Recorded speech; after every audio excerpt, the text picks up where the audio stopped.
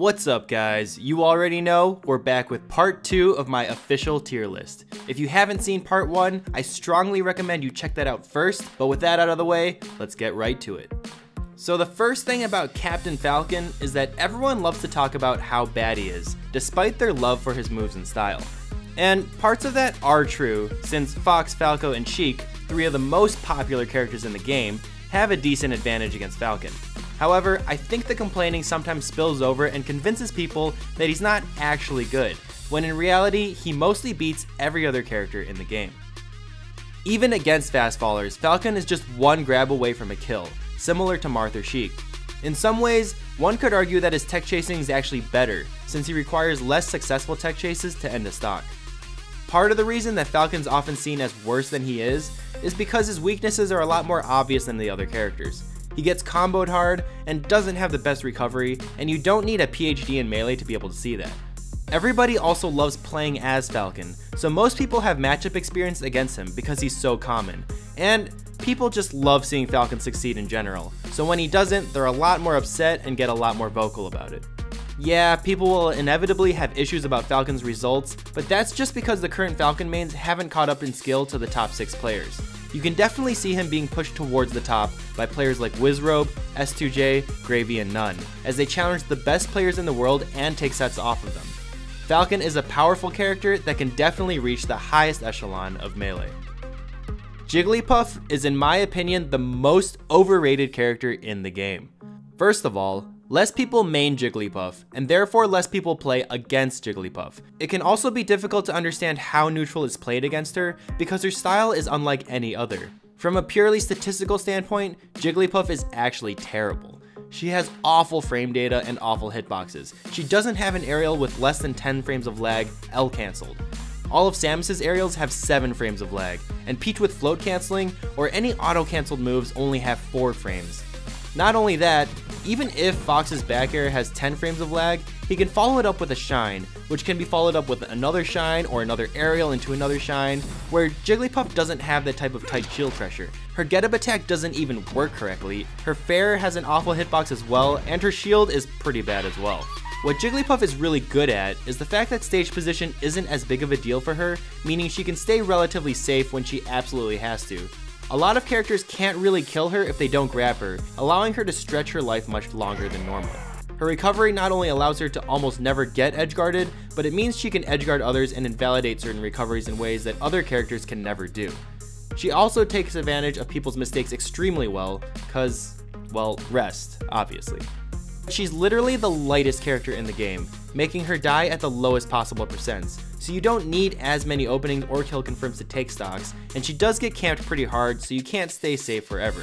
She also can't true combo in a lot of situations, and has to slowly build up damage by winning neutral multiple times in a row, before a hit can really lead into something more substantial.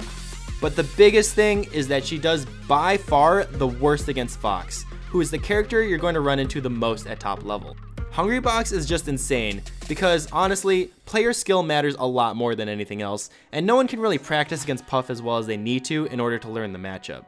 In the end, Jigglypuff is really not that great, and the better that Foxes get and the less they make mistakes, I predict that even Hungrybox will have less and less of a chance in the future.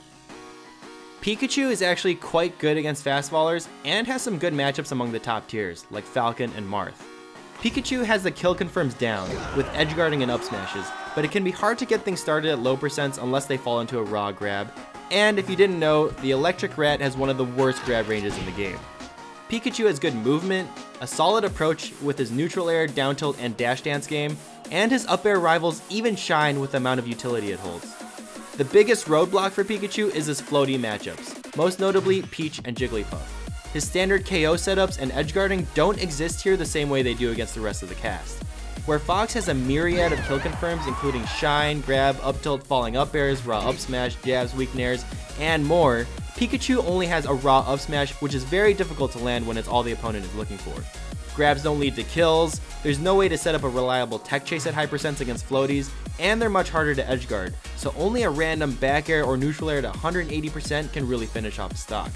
Winning neutral isn't the problem for Pikachu, the problem is that he has to do it a million times in a row to take stocks. Not the easiest task against characters with bigger horizontal hitboxes than himself. Pikachu definitely has the best shot against the top tiers compared to any other character in this tier, so if he can get past certain floaty matchups, then he'll win majors the way Axe has in the past. While Pikachu uses his mobility to earn his hits, Samus is the opposite, using incredible hitboxes and range to wall people out. Her lack of dash dance options and reliance on wave dash are her biggest downfalls, as well as having trouble getting back down to the ground against a lot of the better characters. Although she doesn't get true comboed that often, the top tier characters are really good at getting these pseudo juggle type follow-ups, or even at just placing themselves in an extremely advantageous situation as she lands, so they have a high chance to win neutral again right away. Her recovery is great, she can avoid most combos, and she's a tank, and any slight misstep against Samus could get you killed, but if the opponent plays really well, she has a significant lack of strong options in neutral, especially options that lead to big damage. Samus is basically good at taking advantage of her opponent's mistakes, but also at making her opponent make those mistakes. While she does have to take risks, if she has a solid read or a good educated guess on what's probably going to happen next, those risks can have a huge reward. Missing a grab or down smash can get her punished pretty hard, but hitting one also could potentially lead to kills against space animals. She also may be somewhat slow, but has a lot of technical little options and tricks that add to her unpredictability and speed her up considerably in specific situations. Out of all the high tier characters, we definitely see the most success from Samus mains currently, as there are a good number of them in the top 100 and they regularly make appearances in top 8s. Luigi is by far the most underrated character, and although his placement on the tier list may not look like anything crazy, I do believe the general public has a much worse opinion of him than he deserves. Luigi largely has problems in basically the same way that ice climbers have problems, as they suck if they whiff in the air and rely on wave dashes on the ground. The differences are that Luigi takes a couple extra hits to die and has a much better recovery, while against ice climbers, people just need one hit to separate them and Nana instantly dies, which is basically the equivalent of a kill if we're being honest about it. His attacks might as well be disjointed, as their hitboxes are huge and can be tricky to space around. Luigi also has slightly better crouch cancel options, as they have more range, more speed, and he doesn't need Nana to be right next to him to do big damage. Both their recoveries aren't the best, but Luigi's has some trickiness to his, whereas Ice Climbers do not. It's more like Luigi can sometimes get gimped, but Ice Climbers offstage all but guarantee Nana's death. While Luigi's movement may have similar counterplay, it's actually just faster and reaches longer than Ice Climbers, and he has more options out of it. Of course, he can't quite one-hit kill like Ice Climbers can, and that's like kind of a big deal. But if you're being careful and are playing to not get grabbed against Ice Climbers, then Luigi definitely gets way more things started off of stray hits than they can. The biggest thing he has going for him is that he does better against a lot of floaties, like Peach, Samus, Marth, and possibly even Jigglypuff, and also probably even against Fox. One Fox Shine doesn't instantly end a stock like it does against Nana, and he doesn't really true combo Luigi that much, where the Ice Climbers are the perfect combo weight for almost everyone. While it's possible that not many people know the Luigi matchup very well, I do believe that in the right hands, Luigi can go a lot further than we've seen. Ice Climbers are definitely an enigma. They are extremely effective in the current meta and are clearly not that bad, but aren't actually favored in a single matchup in the top 8 other than maybe Sheik. They even lose to Samus, Luigi, and Dr. Mario, meaning their only winning matchup is Pikachu, which is the one character they're going to run into the least. They do have an obscenely powerful strength, but honestly most of the success they have is more about the mental pressure than anything else, and in the future, when more people learn how to play against Ice Climbers correctly, they'll win a lot less often. But see, this is the thing, if you go up and ask someone, can Ice Climbers win a major, very few people will ever flat out say no, because the possibility of someone messing up and getting wobbled is always there. If you've seen our punish game versus neutral game video, you know that people are forced to play against Ice Climbers a certain way, and that's a big deal. However, while Ice Climbers are great at punishing mistakes, they can really only punish with grab if they want any kind of significant damage. So characters that avoid those do just fine, since getting hit with other attacks is not that bad. The biggest problem is that any slight misstep on their part could easily be Nana's demise, and then Popo's just a low tier. Spawn invincibility is a bigger deal against them, because any hit could potentially lead to a stock. Killing Nana will only get more and more optimized, and once she's dead, it's pretty much over for Ices against a competent player. They don't even have to make a mistake. Nana gets shield poked often, she's vulnerable during desyncs. Really just any good play on their opponent's part could mean Nana is gone and the Ices have to play catch up for the rest of the match. Ice Climbers still do great at lower levels, and we have seen a rise of Ice Climber players in recent times. However, at the top level, they still largely don't do very well, and unlike characters like Falcon, I don't see them rising up anytime soon. It's actually more likely that they regress and do worse and worse, at least at the top level of play.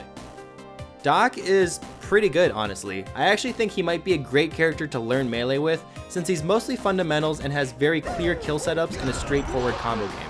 The biggest problem with Dr. Mario is that he doesn't have any fast approach options, which pretty much all the other characters have besides maybe Samus. Doc has to alleviate this with pills, which can work, but some characters can mostly invalidate their use. However, he's pretty solid in every matchup, not really lacking that hard against any specific character. He probably beats Ice Climbers and Pikachu, has chain grabs on tons of the top tiers into simple kill setups, has absolutely incredible edge guarding, and really strong KO moves all around. It's just that he's kinda slow and doesn't threaten much in neutral without going all in.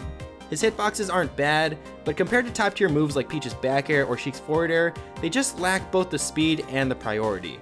Most matchups probably involve the opponent taking advantage of his lack of approach options in order to win neutral. While Dr. Mario is at the bottom of the B tier, there are a few people out there who think Doc could be actually closer to Samus level and better than even Luigi, and while I don't really think so right now, it is completely possible. We haven't seen a top level Dr. Mario in a long time, so his true potential still remains to be seen. All these characters can win majors and have in the past. Their lack of results lies mostly in a small player pool and therefore less development for their characters, a lot more than how strong they actually are. The reason why these tiers are split into pluses and minuses is to show that, although Falcon may be 6 spots higher than Doc, it's really not that big of a gap. Falcon and Jigglypuff aren't that much worse than Peach and Sheik, and I'm willing to bet all you guys can see that as well. The fact that there are so many different lists that nobody can agree on is proof of how close they really are. But as always, I know you guys have stuff to say, so let me hear it in the comments, as of course, I'll be reading all of them.